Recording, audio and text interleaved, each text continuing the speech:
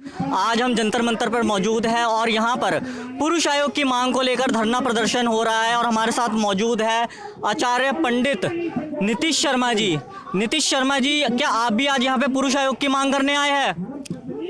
बिल्कुल, पीड़ित पुरुषों के लिए और अपने भारत की संस्कृति को बचाने के लिए मैं भी सभी पीड़ित पुरुष भाइयों के साथ में पुरुष आयोग की मांग करने के लिए दिल्ली जंतर मंतर पर उपस्थित हुआ हूं।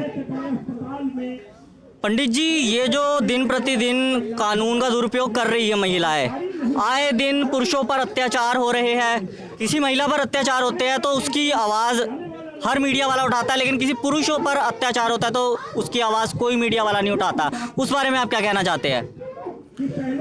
एक अबला का आंबर उड़ा दिया गया है महिलाओं को कि ये अबला हैं।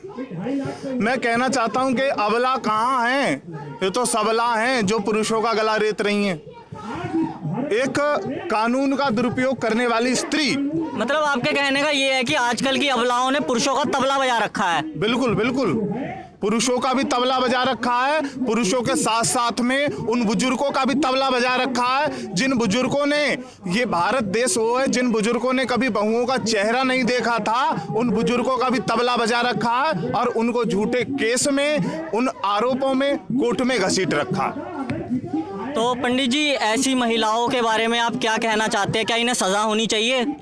सजा होनी चाहिए, पुरुष आयोग का गठन होना चाहिए। मेरा तो मात्र इतना ही कहना है इन महिलाओं के लिए कि जो भी महिलाएं ये झूठा केस कर रही हैं और झूठा केस करने के बाद, चलिए ठीक है आप झूठा केस कर रही हैं, एक मैं महिलाओं की बात कर देता हूं। क्या झूठा केस करने वाली महिलाओं के घर में उनकी माताएं नहीं?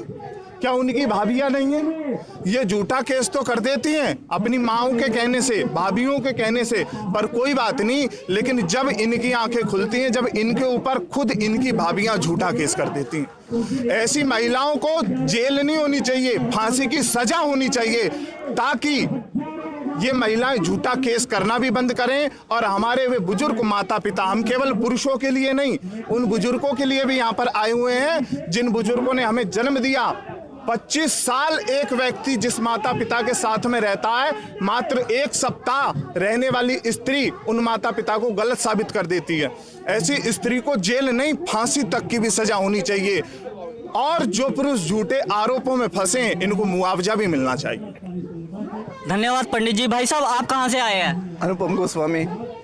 क्या नाम है आपका? अनुपम गोस्वामी, कई बार आपसे इंटरेक्शन भी हो चुका है। आप कहाँ से आए हैं? मैं दिल्ली से हूँ। आप क्या कहना चाहते हैं इस बारे में? आपके संविधान में सबसे बुरी फसाद है धारा 15(3), जिसमें ये सरकार को अधिकार है कि महिलाओं बालकों के लिए विशेष अधिकार बने। जब तक आपके संविधान में ये फसाद की जड़ है, पुरुष कहाँ से सुरक्षित होगा? धारा 15(3) को निरस्त कर किया जाना चाहिए संविधान से। हमारे संविधान में संपत्ति का अधिकार एक समय मौलिक अधिकार था, मोरारजी देसाई की सरकार ने उसको कानूनी अधिकार बनाया। तो हमें धारा 15(3) में संशोधन करके महिलाओं के लिए स्पेशल कानून बनाने की जो प्रावधान है संविधान, वो हटाना चाहिए। और उसमें यह प्रावधान होना चाहिए कि कोई सरकार लिंग भेद आधारित कानून नहीं बना सकती। जब तक वो नहीं होगा, ये फसादें कभी खत्म नहीं होगी। हमें संविधान से फसाद निकालनी चाहिए। सर, जैसे कि कानून में एक धारा ये भी बनाई गई है कि दहेज देना भी अपराध है, लेकिन जब कोई पुरुष ये बात दर्ज करवाने जाता है, इस चीज़ की FIR दर्ज करवाने जाता है, या जब आजकल की महिलाएं खुद FIR में ये चीज़ लिखती है कि हमने अपनी हैसियत से ज़्यादा दान दहेज दिया, तो उस महिला के ऊपर वो धारा क्यों नहीं लगती जबकि कानून में बनाई गई है? भाई, धारा 15(3) संविधान के आधार पे महिलाओं के लिए स्पेशल ट्रीटमेंट का जो प्रावधान है, उसी की वजह से कोर्ट से लेके न्यायपालिका, विधायिका सारी जो है एक महिला तरफदारी कर रही है। जब तक धारा 15(3) संविधान से हटती नहीं है, समस्या नहीं हटेगी।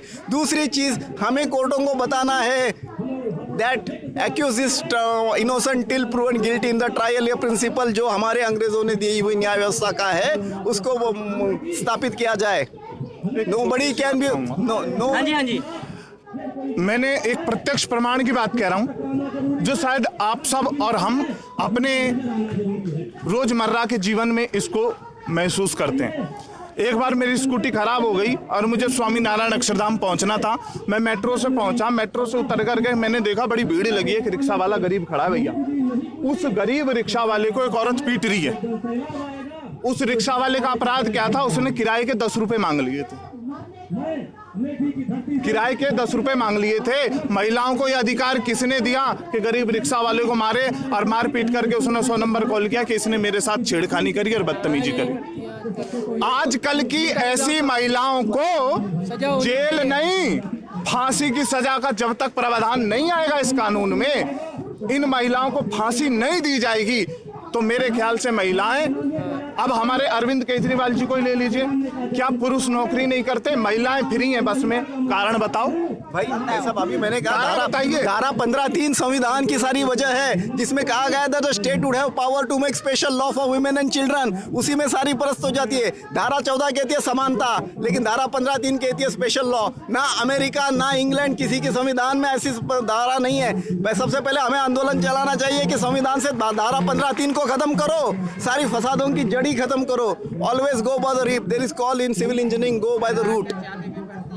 भाई 15(3) हटा दो, 15(3) में जो स्पेशल लॉ फॉर वुमेन है वो हटा दो, सारे लॉ इक्वल हो जाएंगे, इक्वलिटी आ जाएगी। अभी सबसे पहले मैं एक बात कहता हूँ, इस देश में सबसे मूर्खता का और एक नंगा कानून है घरेलू हिंसा कानून, जो और माननीय दिल्ली हाईकोर्ट ने कहा यह संवैधानिक है। क्यों संवैधानिक है? 15(3) की वजह से। उन्होंने कहा संसद को यह अधिकार है कि ये कहने के लिए कि महिला को अधिकार से मुक्ति दी जाए। तो बात ऐसी है, हम जब तक रूट खत्म न करें, जड़ खत्म न करें, नहीं होगी। धारा संविधान 15(3) से हटा दो, ये सारी चीज होगी। दूसरी चीज, आप 113A एविडेंस एक्ट में क्या है, कोई औरत के कहने से मुकदमा दर्ज हो तो डाउरी केस में क्या होता है, दहेज केस में क्या होता है, बोलती है मेरे बाप ने 1 करोड़ रुपया दहेज दिया। भाई साहब, उस औरत का उस औरत का पिता हो सकता है एक चपरासी की नौकरी करता हो, महीने 10,000 कमाता हो, लेकिन 113A एविडेंस एक्ट की वजह से मुकदमा दर्ज होता है। तो ऐसे भेजा कानून भी इस देश से हटानी चाहिए। 113A सब एविडेंस एक्ट में क्या है, ऑन मियर स्टेटमेंट। दूसरा उसके बाद 2013 के कानून में क्या खराब संशोधन आया, कोई कानून कड़ा नहीं आया। उसके पहले रेप केस में मेडिकल होता था। भाई आपने 166A डाल दिया कि कोई स्टेशन हाउस ऑफिसर महिला के कहने पे केस दर्ज नहीं करता तो उसको सजा होगी। आज झूठे कारण केसेस आने की वजह 2013 के संशोधन में ये प्रावधान आया कि भाई स्टेशन हाउस ऑफिसर जेल जाएगा अगर महिला के कहने पे उसने केस नहीं दर्ज किया। तो क्यों ना ये सारी भेजा चीजें इस देश के कानून से निकाली जाए। धारा 166A में क्लियर लिखा है, अगर कोई महिला ये कहती है मेरे साथ गलत हुआ है और स्टेशन हाउस ऑफिसर मुकदमा दर्ज न करे तो उसके ऊपर मुकदमा होता है। तो कौन सा आदमी अपनी नौकरी को रिस्क लेके होता नहीं उसके पास। भाई लेकिन 166A में कहा है कि station house officer duty bound to register an FIR। तो ये सारी चीजें जब तक हटेगी नहीं, पुरुषों के ऊपर अन्याय नहीं होगा, यही मेरा कहना है। मेरे ऊपर भी मतलब 498 का झूठा केस किया हुआ है मेरी बीबी ने, और उसके पास कोई सबूत नहीं है। फिर भी 3 साल हो गए मुकदमा चलते हुए, ना तो कोई सबूत है ना कुछ है। जब भी जाते तारीख पे तारीख मिलती जाती है। अगर उसने इल्जाम लगाया साबित तो करे ना, वो ना कोई सबूत है ना कोई झूठा केस कर रखा है पैसे लूटने के लिए। अंकल जी आप क्या कहना चाहते हैं? ऐसे है जी, यही है बेटा मेरा, ये भी ड्राइवर, मैं भी ड्राइवर। मतलब काम भी नहीं है मेरा अभी। अब काम भी नहीं है, पैसे दे दो जी 50 लाख रुपए, कोठी दे दो। कहाँ से पैसे दे दें, हमारे पास तो पैसा है नहीं ना हम दे सकते। आप क्या चाहते हैं पुरुष के बारे में? मेरी वाइफ ने भी केस डाला है। मैंने एक विधवा से शादी किया था और मेरे को शादी से पहले कहा गया था कि जो उसकी बेटी है वो उसके ससुराल वाले रखेंगे। कुछ दिन बाद शादी का अपनी बेटी को ले आई, ये कह के कि मेरा दिल नहीं लग रहा, 4-5 दिन 10 दिन रहेगी, फिर उसको परमानेंट रख दिया मेरे पास। और जब से लाई है पॉस्को एक्ट की धमकियाँ देती है कि दूसरे की बेटी है, मैं तो पॉस्को एक्ट में तो अरेस्ट करा दूंगी। रिलेशंस खुद नहीं बनाती है, मुझे इंपॉर्टेंस बताती है। विधवा पेंशन आज तक ले रही है और कोर्ट में या पुलिस में कोई सुनवाई नहीं है। जो लेडीज़ विधवा पेंशन ले रही है वो मेरी पत्नी कैसे हो सकती है? मैं तो जिंदा हूँ ना। फिर तो ऐसी लेडीज अरेस्ट क्यों नहीं होती है? लेडीज को समानता का अधिकार दिया जाता है। देश देना पाप है तो लेडीज क्यों नहीं अरेस्ट होती है? तो हमें तो दोनों कानून चाहिए ना। अगर हम अरेस्ट हो तो लेडीज भी अरेस्ट होनी चाहिए कि भैया देश अगर लिया है ना तो उसको भी अरेस्ट करो हमारे साथ।